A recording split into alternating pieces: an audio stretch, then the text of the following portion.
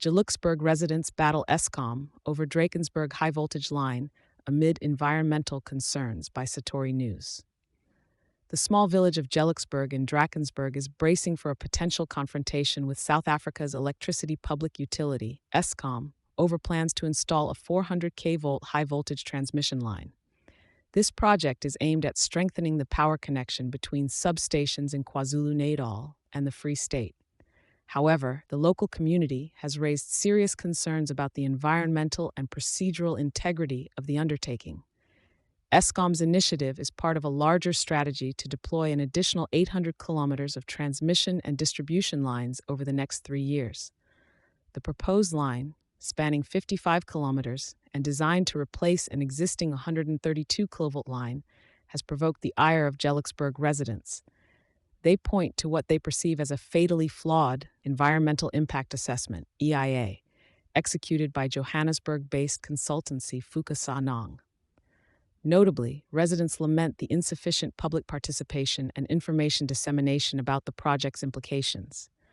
An accidental distribution of notices and minimal outreach have created a scenario where much of the affected population remains uninformed. This has culminated in escalating tensions and an escalating sense of disenfranchisement among locals. Consultants face issues surrounding outdated property registers and difficulties accessing landowner information. Geluksburg's residents express that these challenges do not excuse the controversial selection of the project's route, which would envelop their village in steel towers, posing potential threats to the area's rich Paleolithic, ecological, and historic significance. The EAP consultancy's selected corridor, primarily passing through Geluksburg, as opposed to 2 other sensitive areas, is seen by some as a strategy to avoid environmental barriers to approval. However, community members fear this choice could lead to further infrastructural development without additional community input or land acquisition processes.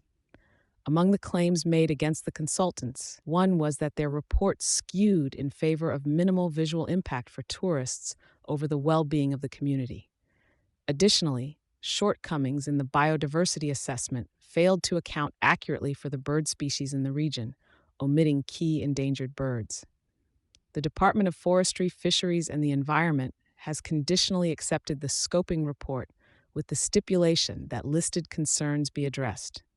Residents, unsettled by the acceptance, argue for a restart of the assessment process, advocating for more accurate contemporary studies that genuinely reflect the landscape's current state and the community's concerns. The community anticipates that the newly appointed minister, Dion George, will offer a more pragmatic look into their grievances. Meanwhile, response efforts from Eskom on the matter have yet to materialize. The full-scale implications of the project remain to be appraised, especially regarding its impacts on the local economy, property values, aesthetics, and biodiversity.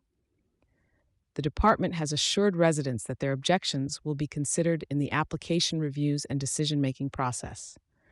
The extent to which conservation organizations like BirdLife SA are engaged in the situation remains unclear, along with the specifics of mitigating actions for the affected wildlife.